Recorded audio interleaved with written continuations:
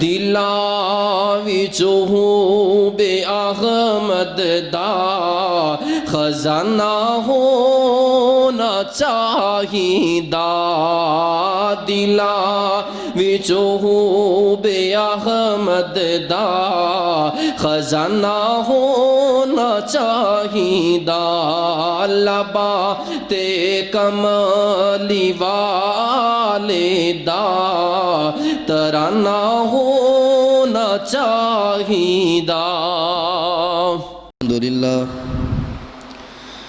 الحمدللہ نحمدہ ونستعینہ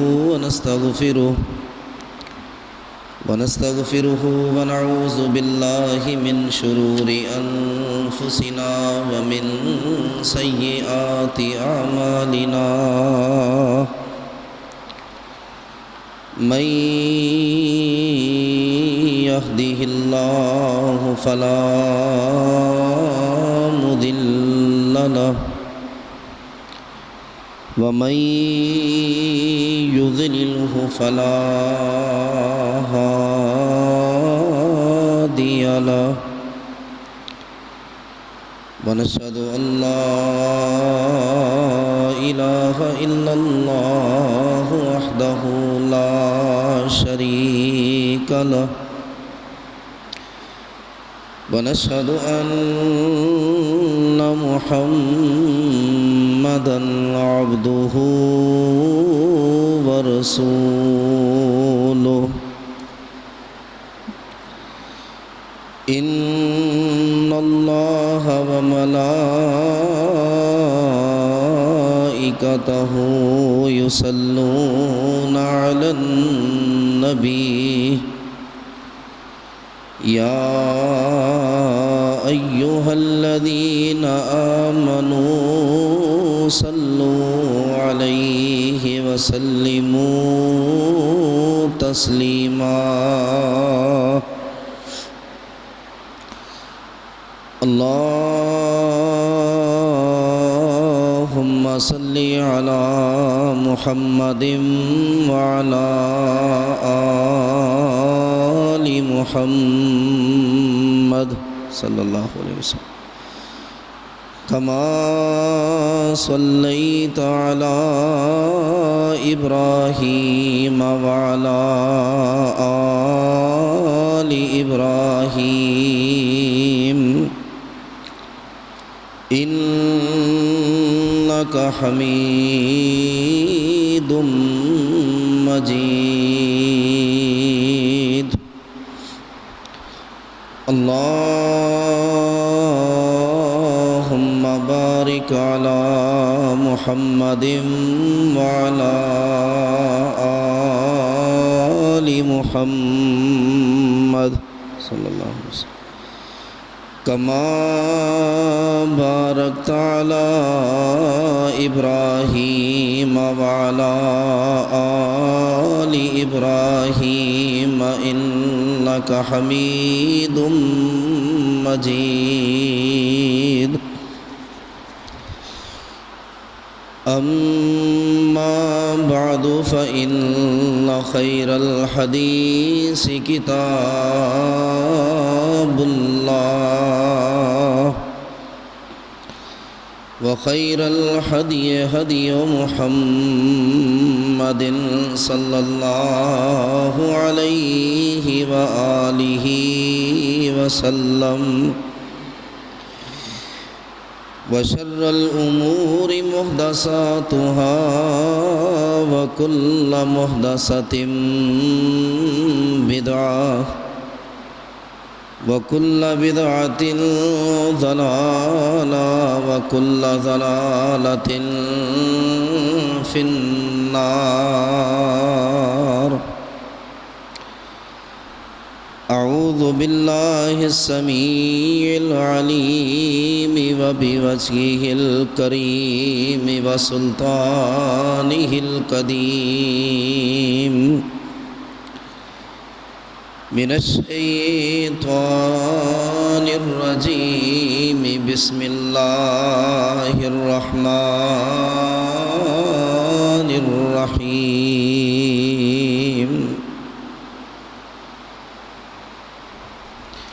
ألا إن أولياء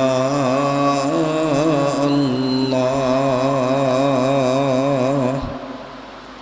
لا خوف عليهم ولا هم يحزنون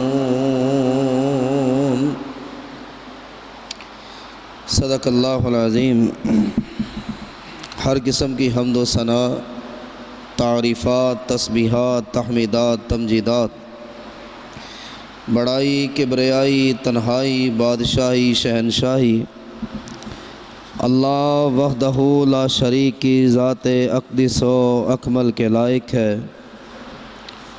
جو ہم سب کا پالنے والا ہے، ہم سب کا مشکل کشا ہے، ہم سب کا حاجت روا ہے،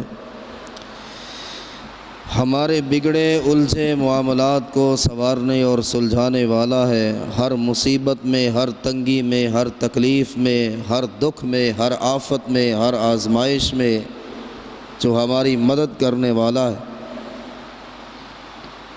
حمد و ثنا کے بعد بے شمار لا تعداد ان گنت بے حد و حساب درود و سلام ہو احمد مصطفیٰ منبع خدا پیکر صبر و رضا شفیع المذنبین سید المرسلین سید الانبیاء امام الزاہدین امام المجاہدین امام المرسلین خاتم النبیین والی بطحہ جناب حضرت محمد مصطفیٰ صلی اللہ علیہ وآلہ وسلم کی ذات گرامی پر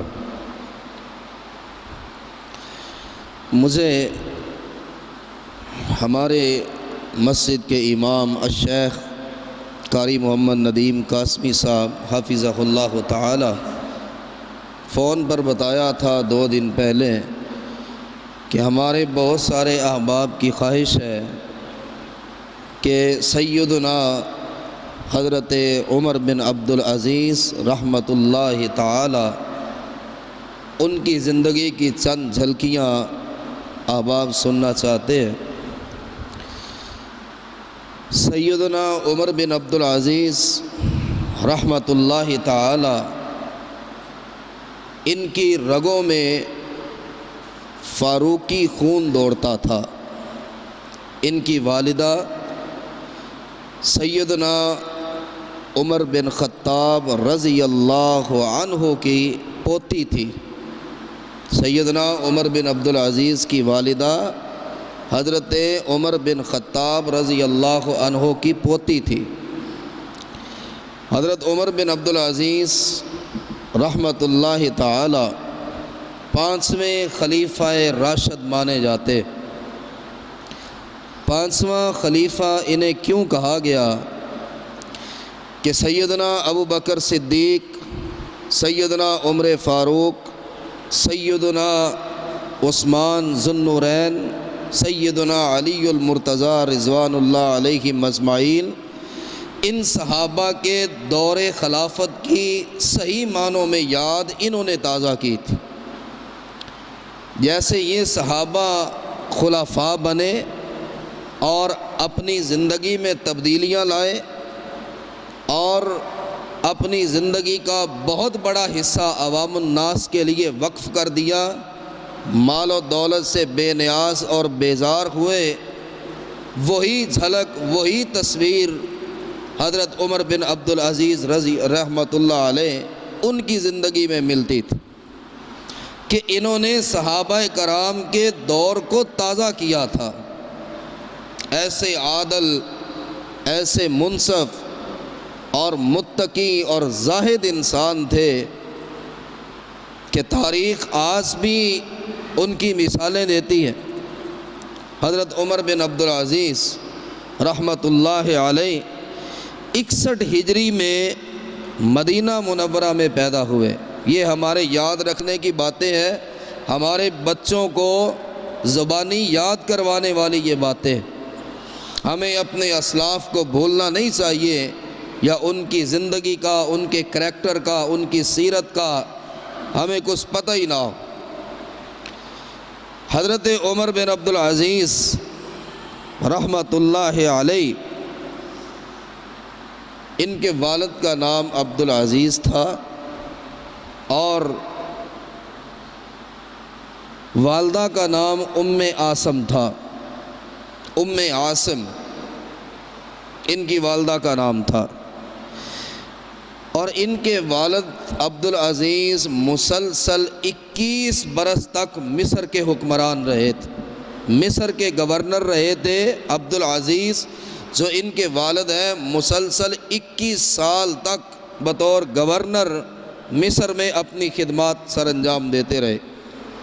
اور حضرت عمر بن عبدالعزیز رحمۃ اللہ علیہ وہ خوش قسمت اور باسعادت اور نیک بخت انسان تھے کہ جنہیں صحابہ سے بھی پڑھنے کا موقع ملا، تابعین سے بھی پڑھنے کا موقع ملا۔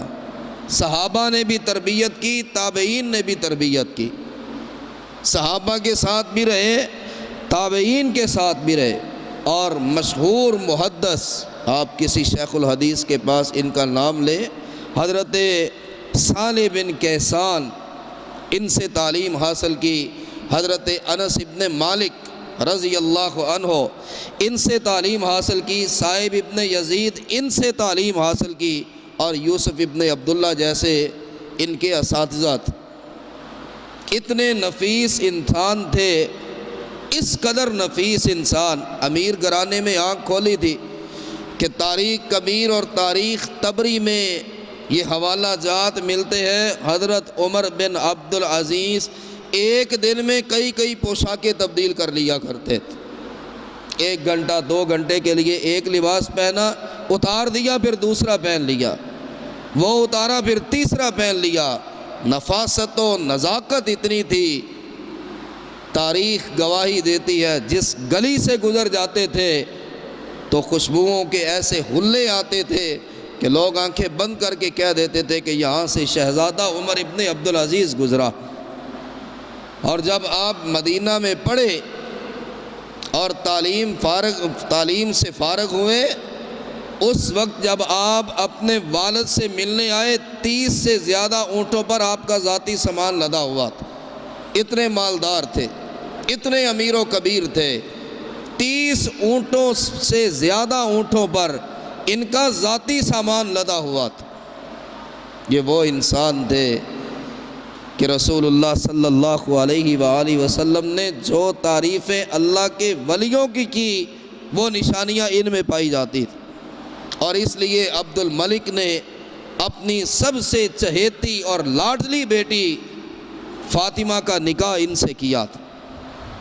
اور ان کے بارے میں حضرت صالح ابن کیسان نے عبدالعزیز ان کے والد سے فرمایا، کہنے لگے کہ ایک عرصہ ہو گیا پڑھاتے ہوئے، طلباء کی تربیت کرتے ہوئے، عبدالعزیز میں تجھے مبارکباد پیش کرتا، یہ جو لڑکا ہے، ابھی لڑکے تھے، ابھی لڑک پن میں تھے، یار میری آنکھ نے اس لڑکے سے زیادہ اللہ سے ڈرنے والا کوئی نہیں دیکھا، تجھے مبارک ہو کہ کیسا بیٹا تو نے پایا، لڑک پن میں ابھی جوانی میں قدم رکھا ہے۔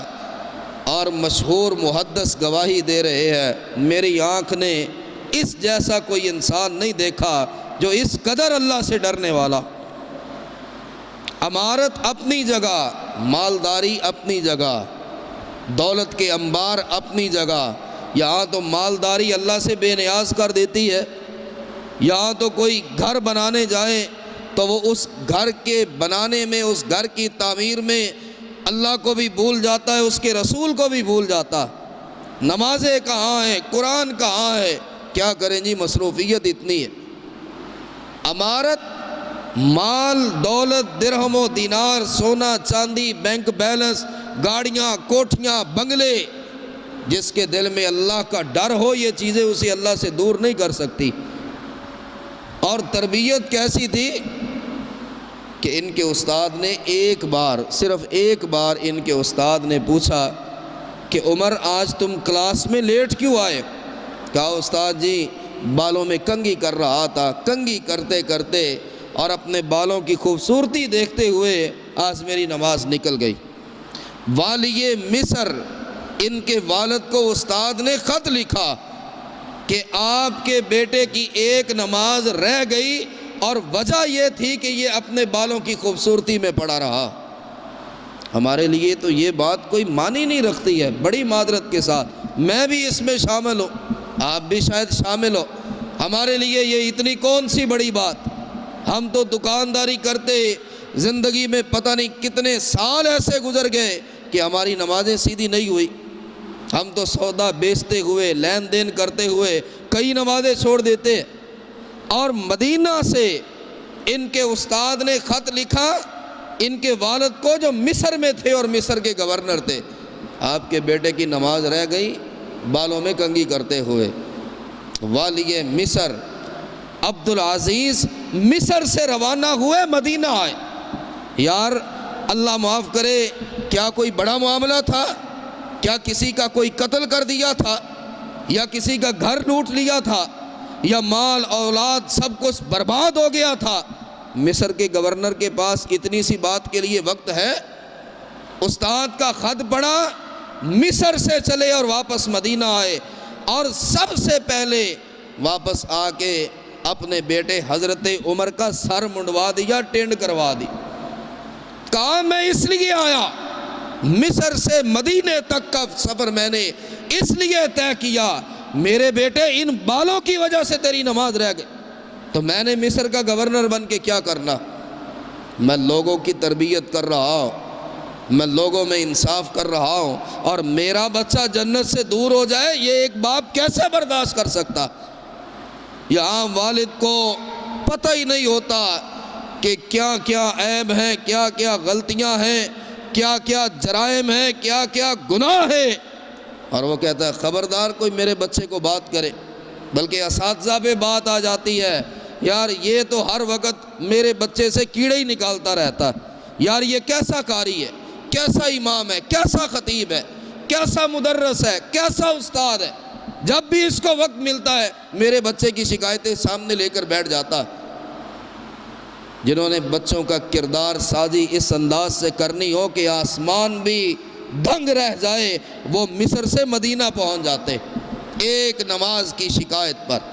خیر بات بڑھ نہ جائے، حضرت عمر ابن عبدالعزیز رحمۃ اللہ علیہ وہ خوش بخش شخصیت تھے کہ بچپن میں ہی پورا قرآن انہوں نے حفظ کر لیا تھا، بچپن میں ہی پورا قرآن حفظ کر لیا، اور جب جوان ہوئے تو سن 707 سے لے کر سن 713 تک مدینہ کے گورنر رہے، اور مدینہ کے لوگوں میں انصاف کیا، مدینہ کے لوگوں کی بھلائی کی، مدینہ کے ایک ایک آدمی سے پوچھتے تھے تجھے کوئی تکلیف تو نہیں، تجھے کوئی تنگی تو نہیں ہے؟ ہمارے معاملات ہم اللہ کے عذاب میں مبتلا کیوں ہوتے کہ کرونا وائرس وہ بڑھتا چلا جا رہا ہے، اس سے جان نہیں چھوٹی کہ ٹڈی دل ہم پہ حملہ کر رہا۔ یہ ٹڈی دل یہ ایک پتنگا سا ہے جو ہماری فصلوں کو چاٹ رہا ہے، ہماری فصلوں کو اجاڑ رہا ہے، ہماری ہری بھری کھیتیوں کو وہ اس عالم میں پیش کر رہا ہے جیسے یہاں قحط پڑا ہوا ہے۔ یہ ٹڈی دل کیا ہے کہ اللہ کے عذاب ہے کہ یہاں ایک محلے کا کوئی چیئرمین بن جائے، ساری زندگی گزر جاتی ہے، وہ غریب کے گھر تک نہیں جاتا۔ ہمیں ان کی سیرت پڑھنے کی ضرورت، ہمیں ان کے کردار کو سامنے رکھنے کی ضرورت، ہمیں پتہ چلے کہ اللہ والے کون ہوتے ہیں۔ اقتدار کسی کو مل جائے تو اپنے اقتدار کا استعمال وہ کس طرح کرتا۔ حضرت عمر ابن عبدالعزیز رحمۃ اللہ علیہ خیر قرآن حفظ کیا، اور پھر دین پڑھے، پھر مدینے کے گورنر بنے، اور سن 718 میں سلیمان ابن عبد الملک وابق مقام پر بیمار ہو جاتے، جو وقت کے بادشاہ تھے، خلیفہ تھے، اور انہوں نے سب سے بڑے محدث، سب سے بڑے عالم دین، سب سے بڑے متقی اس دور کے تابعی رضا ابن حیوہ کو بلایا اور عرض کیا رضا آپ سے بڑا اس وقت کوئی محدث اور عالم نہیں ہے، آپ مجھے بتائیں میں اپنے بعد کس کو خلیفہ بنا کر جاؤں، میں اپنے بعد کس کو جانشین بناؤں۔ رضا ابن حیوہ نے کہا کہ میں آپ کی خیر خواہی کروں گا، مشورہ امانت ہوتا ہے، مشورہ بہتر دینا چاہیے، عمر ابن عبدالعزیز سے بڑھ کے کوئی نیک آدمی میں نے نہیں دیکھا۔ آپ ایسا کریں وصیت میں ان کا نام لکھ جائے، انہیں نہ بتائیں۔ اگر عمر ابن عبدالعزیز کو پتہ چل گیا کہ میں خلیفہ بننے والا ہوں، وہ انکار کر دے گا، وہ خلافت کی ذمہ داری اٹھانے سے انکار کریں گے، وہ معذرت کر لیں گے۔ آپ اپنے وصیت نامے میں یہ نام لکھ دیں، اور جب دنیا سے چلے جائیں گے آپ کی وصیت پڑھ دی جائے۔ سلیمان ابن عبد الملک وفات پا گئے، اور جب ان کی تدفین ہو گئی، تدفین کے بعد اب ان کا وصیت نامہ پڑھا گیا کہ لوگوں، سلیمان ابن عبد الملک نے اپنے بعد جس کو بادشاہ بنایا ہے، خلیفہ بنایا ہے، وہ عمر ابن عبدالعزیز ہے۔ تاریخ گواہ ہے، البدایہ والنہایہ اور تاریخ طبری میں ہے۔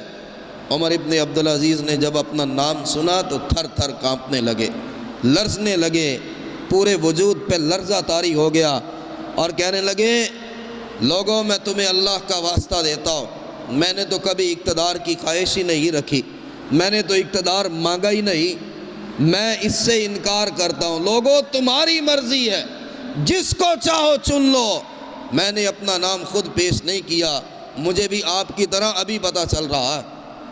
اور لوگوں نے یک زبان ہو کر کہا عمر ابن عبدالعزیز تمہارا نام وصیت میں لکھا گیا ہے، ہم سب تجھے اپنا خلیفہ ماننے کے لیے تیار، ہم بیعت کے لیے تیار۔ جب لوگوں نے اپنی رضامندی کا اعلان کیا تو عمر ابن عبدالعزیز رحمۃ اللہ علیہ ممبر پر کھڑے ہوئے، جامع مسجد کی ممبر پر کھڑے ہوئے، لوگوں کو بلایا، اور تابعین نے دیکھا وجود لرز رہا ہے بار خلافت کی وجہ سے۔ میں اتنا بڑا بوجھ کیسے اٹھاؤں گا؟ کہا لوگوں صرف ایک ہی بات کہنا چاہتا ہوں، جو اللہ کی اطاعت کرتا ہو، رعایا کو چاہیے، عوام کو چاہیے کہ وہ اس اپنے امیر کی اطاعت کرے، اور اگر میں اللہ کی نافرمانی کروں، میں اللہ کا باغی بنوں، میں اللہ اور اس کے رسول علیہ السلام کی کسی بات کو نہ مانوں، تو تمہارا بھی حق بنتا ہے میری کسی بات کو نہ ماننا، میرے ہر حکم سے انکار کر دینا۔ دیکھیں بنیاد کیسی رکھی جا رہی ہے، دوست نہیں ہے، فوج نہیں ہے، پولیس نہیں ہے، ڈنڈے کے زور پہ منوانے کی کوئی خواہش نہیں ہے، اسلحہ اور چمکتی ہوئی تلواریں نہیں دکھائی کہ جو میری بات نہ مانے میں اس کا سر تن سے جدا کر دوں گا۔ فرمایا ایک ہی میری بات کہ لوگوں میں اللہ کی اطاعت کروں تو میری اطاعت کرنا، جب میں اللہ کی نافرمانی کروں تو میری نافرمانی کرنا، میری اطاعت پھر تم پہ واجب نہیں۔ لوگوں نے کہا ہمیں ایسا ہی خلیفہ چاہیے۔ اور یہاں پر اب 5واں خلیفہ راشد کیوں کہا جاتا؟ جب خطبہ دیا، بیعت ہو گئی، 3 بر اعظموں پر ان کی خلافت تھی، یہ یاد رکھیے، 1 ملک 2 ملک 3 ملک 10 ملک نہیں، 3 بر اعظموں کے اکیلے حکمران سیدنا حضرت عمر ابن عبدالعزیز تھے۔ اور یہ 3 بر اعظموں کا جو حکمران ہے، جب خطبہ دے کے نیچے اترے، مسجد سے باہر نکلے تو اعلیٰ سواریاں پیش کی گئی۔ پوچھا یہ کیا ہے؟ حضرت یہ آپ کے لیے، آپ ان سواری پر سوار ہوں، یہ شاہی سواری ہے، یہ سب سے اعلیٰ سواری ہے، حضرت اس پہ سوار ہوں اور قصر خلافت چلتے ہیں، جو آپ کا سرکاری محل ہے اس میں آپ کو جانا۔ فرمایا ان شاہی سواریوں کی ضرورت عمر ابن عبدالعزیز کو نہیں ہے، میرے رب کی قسم ہے مجھے میرے لیے میرا خچر ہی کافی ہے، ان سواریوں کو لے جاؤ بیت المال میں داخل کر دو۔ کہا حضرت ٹھیک ہے، آپ خچر پر بیٹھیں، اپنی سواری پر بیٹھیں، قصر خلافت تو آئیں جو آپ کا محل ہے اب، اور جس پہ آپ کا اقتدار ہے، اور جو آپ کے زیر سایہ ہے، زیر تسلط ہے۔ کہا نہیں، قصر خلافت کی بھی ضرورت نہیں، عمر کے لیے اپنا خیمہ ہی کافی ہے۔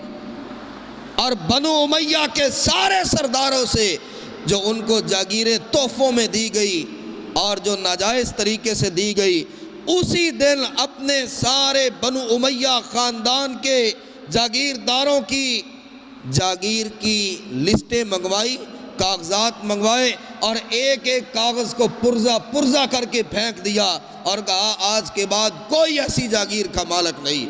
جو زبردستی لی گئی ہو، جو سفارش سے لی گئی ہو، اور بنو امیہ کے بہت سارے سردار پہلے ہی دن ان کے خلاف ہو گئے۔ یہ کیسا حکمران ہے؟ ہمیں تو یہ تھا کہ خاندان ہونے کے حوالے سے ایک ہی خاندان ہے، ایک ہی علاقہ ہے، حسب و نسب ہے کہ ہمارا خاندان کا آدمی اقتدار پہ آیا ہے، حکمران بنا ہے، ہمیں تو اور جاگیریں دے گا۔ اس نے پہلے والی بھی واپس لے لی۔ جیسے ہمارے ہیں، قحط کیوں ہے، عذاب کیوں ہے، وائرس کیوں ہے، یہ پرندوں اور جھینگوں کا، پتنگوں کے یہ حملے کیوں ہیں؟ کہ ایک ایم پی اے بن جائے گا، وہ اپنی برادری کو نوازے گا، اپنے بہن بھائیوں کو نوازے گا۔ ایم این اے بن جاتا ہے، وہ اپنے دوستوں کو نوازے گا، اپنے گھر کو پورا کرے گا۔ یہاں جس نے اقتدار لیا، اپنے خاندان کے جاگیرداروں سے کام شروع کیا اور ان کی جاگیریں واپس، ان کے کاغذات کو پھاڑ ڈالا اور کہا اب یہ سرکاری تحویل میں۔ گھر میں آئے، پریشان ہے، آنکھوں سے آنسو بہہ رہے ہیں۔ بیٹی ان کی بیوی سیدہ فاطمہ بڑی نیک عورت گھبرا اٹھی، کہا حضرت میرے سرتاج، میرے شوہر، خیر تو ہے؟ آپ کیوں رو رہے؟ آپ کے آنسو کیوں بہہ رہے؟ ہچکی بلند ہوئی، کہا فاطمہ کیا بتاؤں، انہیں اتنی بڑی اس سلطنت میں کوئی ایسا نہیں ملا، بار خلافت میرے اوپر ہی ڈال دیا گیا۔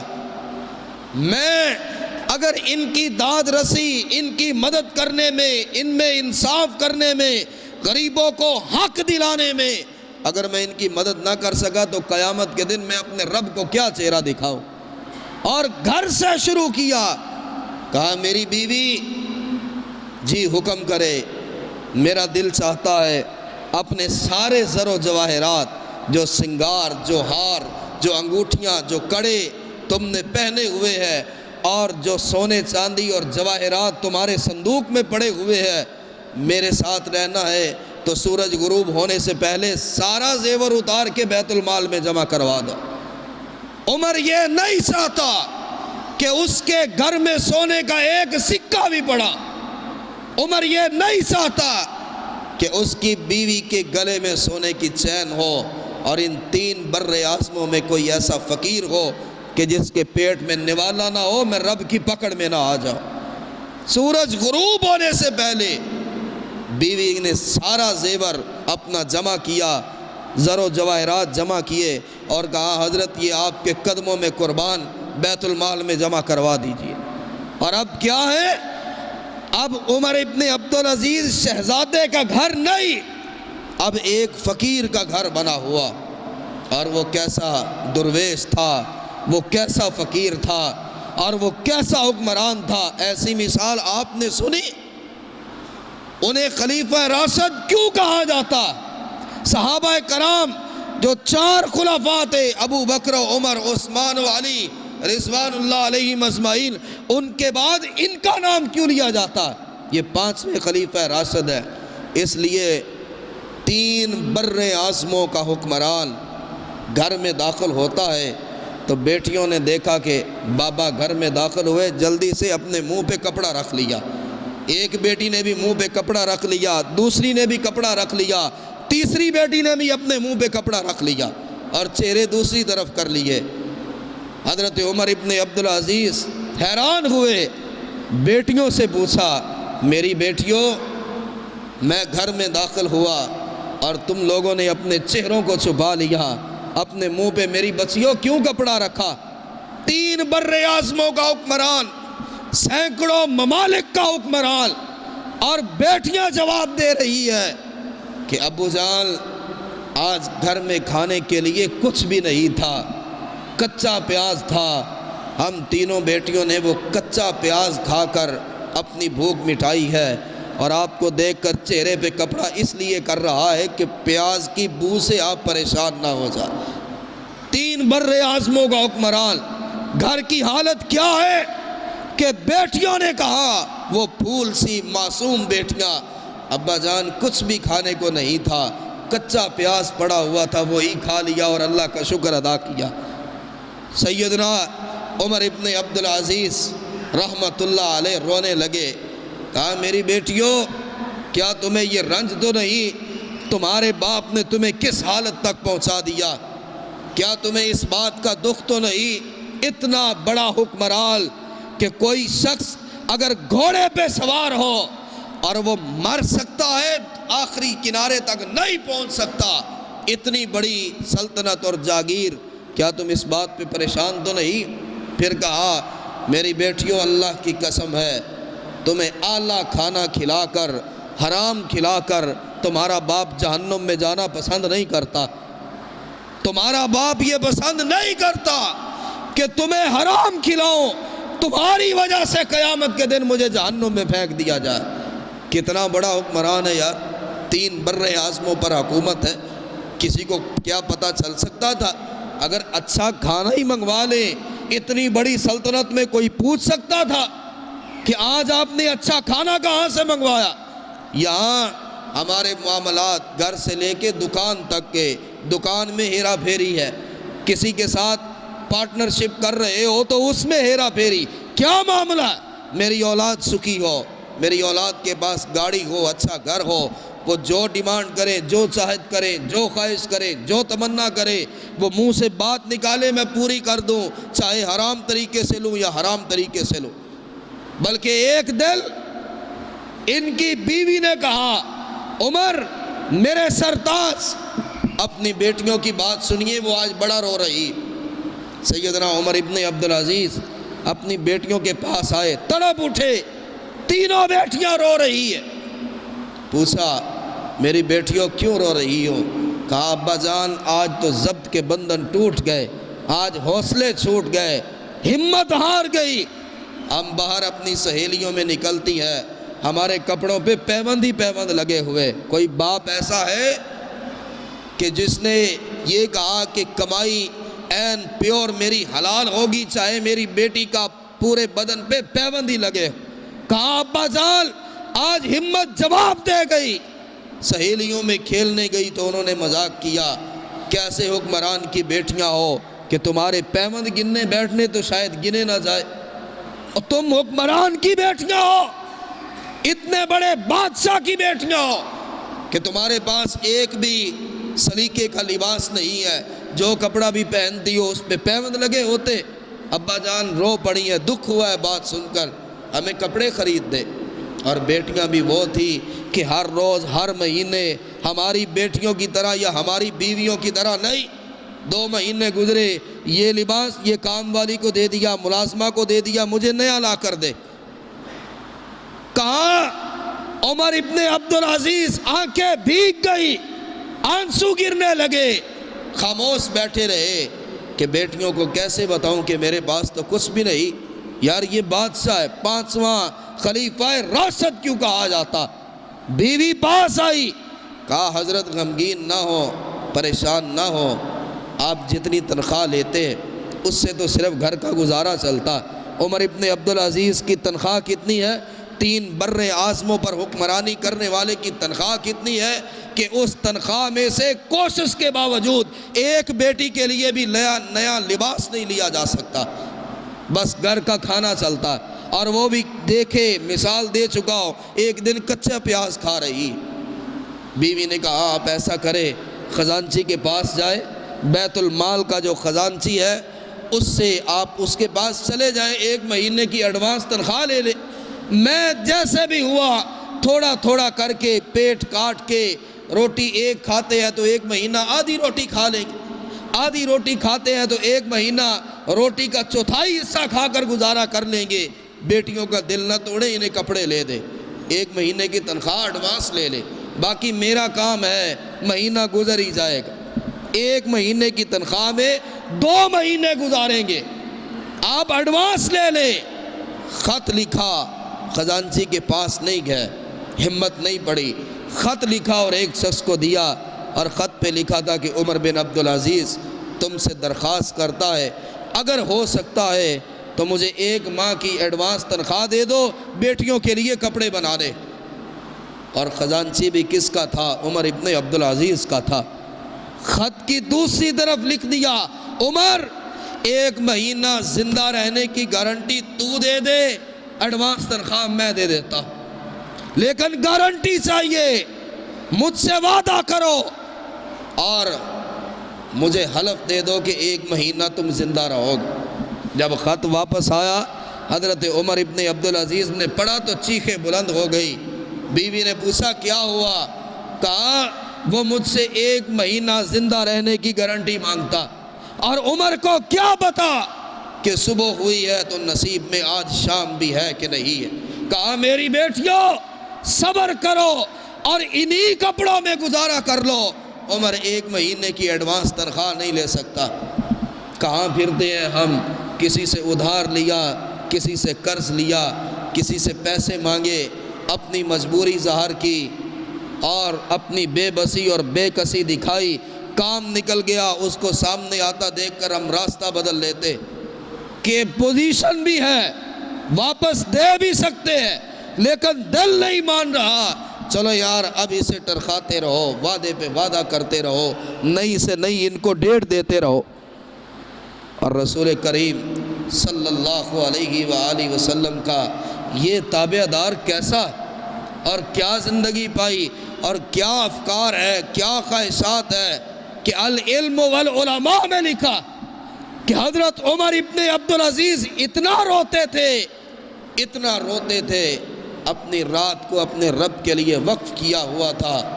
روتے روتے چیخیں بلند ہوئی، بیوی بھاگ کر آئی، کہنے لگی عمر کیا ہوا؟ کہا آج ایک ڈر پیدا ہوا کہ میں کہاں تک جا سکتا ہوں، جہاں تک ہمت ہے چلتا ہوں، سفر کرتا ہوں، لوگوں کے حالات معلوم کرتا ہوں، اگر ایک بھی شخص نے اللہ کے دربار میں میری شکایت کر دی تو میری تو دنیا برباد ہو گئی اور میری آخرت بھی برباد ہو گئی۔ اور اتنا روتے کہ ان کے چہرے اور رخساروں پر ایسے لگتا تھا جیسے 2 لائنیں بنی ہوئی ہے، آنسو گر گر کے وہ نشان پڑ چکے تھے۔ اتنا روتے، آنسوؤں کے گرنے کے نشان بن گئے، لائنیں بن گئی کہ آنسو مسلسل گرتے رہتے تھے۔ خدا ترس کتنے تھے، اللہ کا ڈر کتنا تھا کہ دور خلافت سے پہلے ان کے پاس ایک غلام تھا، وہ ان کے ساتھ رہا، اور ایک دن غلام نے دیکھا عمر ابن عبدالعزیز آج بڑے اچھے موڈ میں، یہ بھی العلم والعلماء میں، کہنے لگا آقا آپ سے ایک بات پوچھنی ہے، کیا یہ ہمت کر سکتا ہوں، یہ جسارت کر سکتا ہوں کہ اپنے مالک سے ایک سوال کروں؟ حضرت عمر ابن عبدالعزیز نے کہا کون مالک اور کون غلام؟ میں تو خود نوکر ہوں، اس رعایا کا خود خادم ہو، پوچھیں آپ کیا پوچھنا چاہتے ہو؟ کہا حضرت آپ نے کبھی کوئی ایسا گناہ کیا، یہ میرے اور آپ کے لیے بھی ہے، آپ ذرا دل کی گہرائی سے سنیں غلام کیا کہہ رہا ہے۔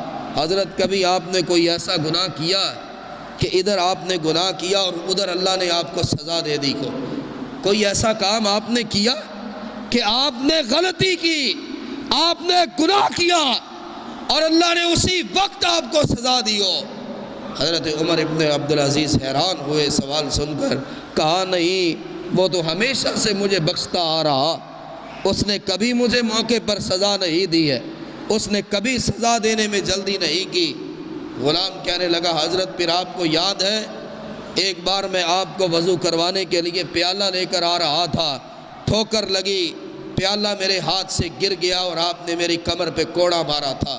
جب آپ کا رب آپ کو گناہ کرنے پہ، غلطی کرنے پہ کبھی اسی وقت سزا نہیں دیتا، حضرت آپ نے مجھے موقع پر سزا کیوں دی تھی؟ آپ نے توقف کیوں نہ کیا؟ آپ کیوں نہ ٹھہر گئے؟ آپ نے کیوں نہ مہلت دی؟ حضرت عمر ابن عبدالعزیز سر جھکا لیا، رونے لگے، اور غلام کہتا ہے اتنا روئے کہ آپ کے آنسوؤں سے آپ کی داڑھی بھیگ گئی اور داڑھی سے پھر آنسوؤں کے قطرے زمین پہ گر رہے، اور حضرت عمر کا چہرہ زرد ہو گیا اور روتے رہے۔ غلام کہنے لگا میں نے دل میں افسوس کیا کہ ہائے تو کیسا بدبخت ہے، افسوس تجھ پہ کہ اپنے مالک کو غمزدہ کر دیا، افسوس ہو تجھ پہ تو نے اپنے مالک کو اتنا رلایا۔ کہنے لگا حضرت میں معافی چاہتا ہوں، میں نے سوال اچھا نہیں کیا۔ حضرت عمر بن عبدالعزیز نے اس کے ہاتھوں کو پکڑ لیا، بوسہ دیا اور کہا نہیں تم نے سوال صحیح کیا، وہ جو ایک کوڑا مارا تھا اس کے بدلے میں آج تجھے رب کے لیے میں آزاد کرتا، میں تجھے آزاد کرتا۔ اور دیکھنا قیامت کے دن اس ایک کوڑے کی شکایت مت کرنا، یار اتنا بڑا حکمران ہے اور رب کا ڈر اتنا ہے، اللہ کا خوف اتنا ہے، اور جب زندگی اس انداز سے گزری ہو، اس انداز سے ابن جوزی نے لکھا، ابن جوزی میں ہے کہ امام اوزاعی، اللہ اللہ، حدیث کے بہت بڑے امام، اماموں کے امام، اس دور کے امام اوزاعی رحمت اللہ علیہ، جن کے تقوی، جن کی سیرت، جن کے زہد، جن کے نوافل، جن کی نمازوں کی لوگ مثالیں دیتے، لوگ کہتے ہیں کیا پھر بھی کبھی کوئی امام اوزاعی آئے گا؟ اتنے متقی۔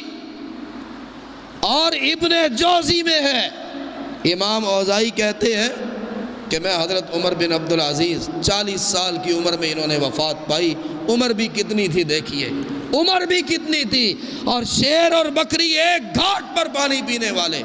اور صحیح روایت یہ ہے 3 بر اعظموں میں ان کے دور حکومت میں ایک بھی آدمی نہیں ملتا تھا جو یہ کہہ دے مجھے زکوٰۃ دے دو میں ضرورت مند۔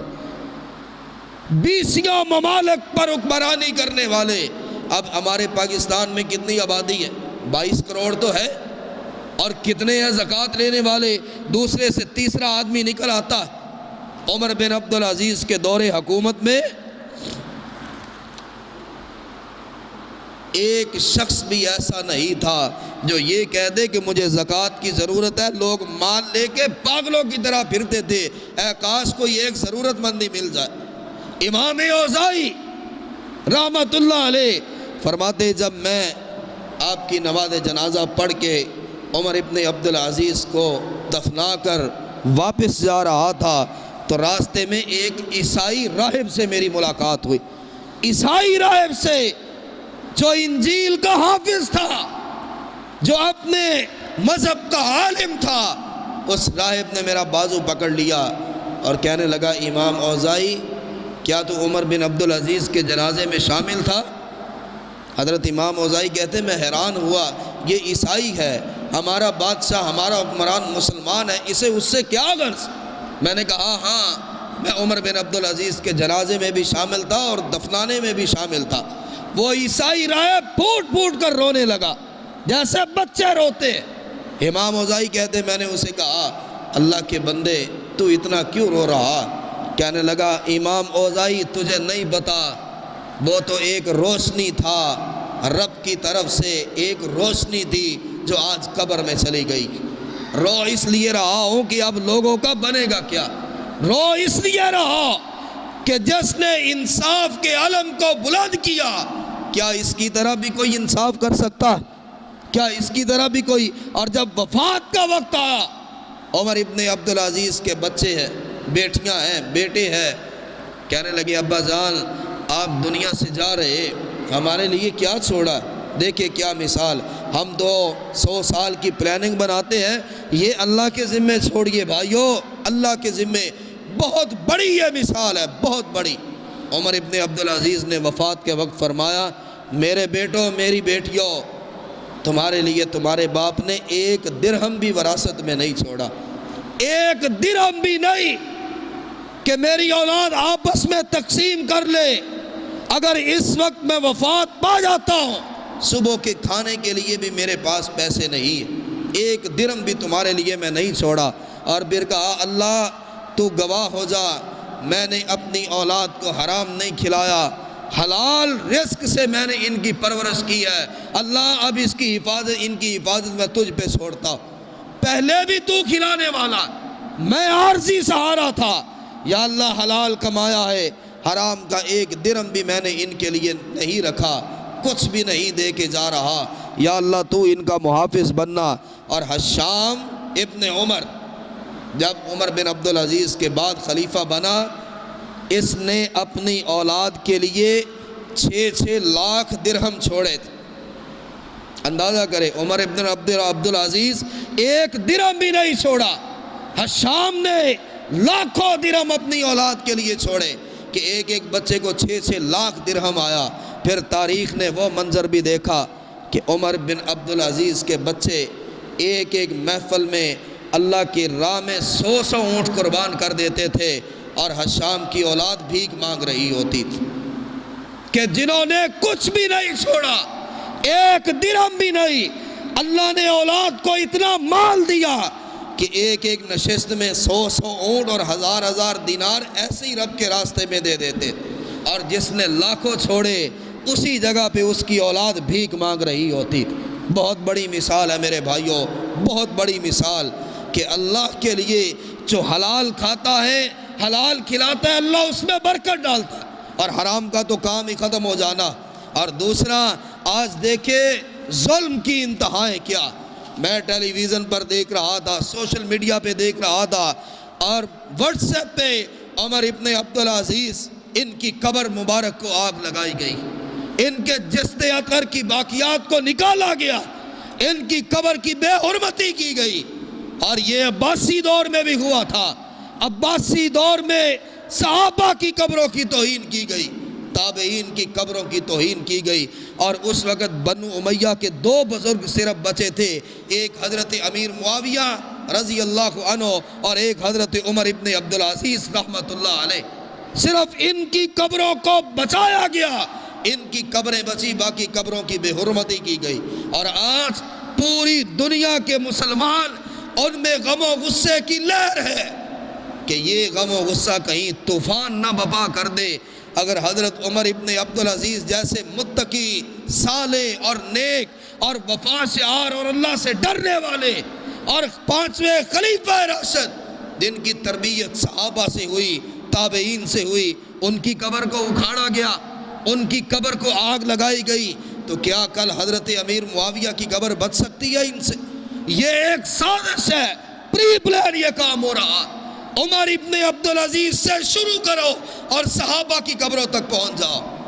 وہ بے ایمان، وہ زندیق، وہ کالے دلوں والے، اور وہ شخص جن کے اعمال اتنے سیاہ ہو گئے، جن کے دل اتنے کالے ہو گئے کہ ایسے خلفاء اور ایسے اللہ کے ولیوں اور اللہ سے ڈرنے والے کہ جن کے بارے میں رب کے قرآن گواہیاں دیتا اور اللہ کی قرآن کی آیات پہ عین مطابق چلتے، تتجافی جنوبہم عن المضاجع یدعون ربہم خوفا وطمعا، کہ جن کی ساری زندگی کروٹیں بدلتے گزری، کبھی دائیں کروٹ کبھی بائیں کروٹ، جن کی زندگی آدھی آدھی رات اللہ کے ہاں مصلی پر کھڑے ہو کے گزرے، اور قد افلح المؤمنون الذین هم فی صلاتہم خاشعون، کہ لوگ کہتے تھے نماز پڑھنی ہے، عمر ابن عبدالعزیز کو دیکھ لو۔ لوگ کہتے تھے نظروں میں حیا کی تعریف لینی ہے، عمر ابن عبدالعزیز کی نگاہوں کو دیکھ لیا کرو، وقت کے بادشاہ کو چلتے دیکھ لیا کرو۔ لوگ کہتے تھے عز و انکساری کی مثال لینی ہے، کبھی عمر ابن عبدالعزیز کو چلتے ہوئے دیکھو۔ وہ ان کی قبر کی بے حرمتی، ان کی قبر کو آگ لگانا، بھائی یہ کھلا احتجاج ہے پورے عالم اسلام کا، یہ کھلا احتجاج ہے کہ رک جاؤ، باز آ جاؤ ان کاموں سے، کہ جو ایسے جو صحابہ سے اور تابعین سے تعلیم لیتے ہو اور جنہیں خلیفہ راشد کہا جاتا، تم ان کی قبروں کی بے حرمتی کرو، تو ان کے ہاتھ صحابہ کی قبروں کی بے حرمتی کرنے سے بھی نہیں رکیں گے۔ کہ اگر آج ان کے ساتھ کیا گیا تو کل صحابہ بھی تو ہیں، شام میں صحابہ کی بھی تو قبریں ہیں، عدل جگہ عدل مقام پر حضرت عمر ابن عبدالعزیز کی قبر کی بے حرمتی کی گئی۔ اور اللہ بڑا بہترین انتقام لینے والا ہے، جو اللہ کے ولیوں اور اللہ کے دوستوں کے ساتھ ایسا کرتا ہے، اللہ ان کی دنیا بھی برباد کر دیتا ہے، اللہ ان کی آخرت بھی برباد کر دیتا ہے۔ اللہ مجھے اور آپ کو عمل کی توفیق عطا فرمائے۔ وآخر دعوانا الحمدللہ۔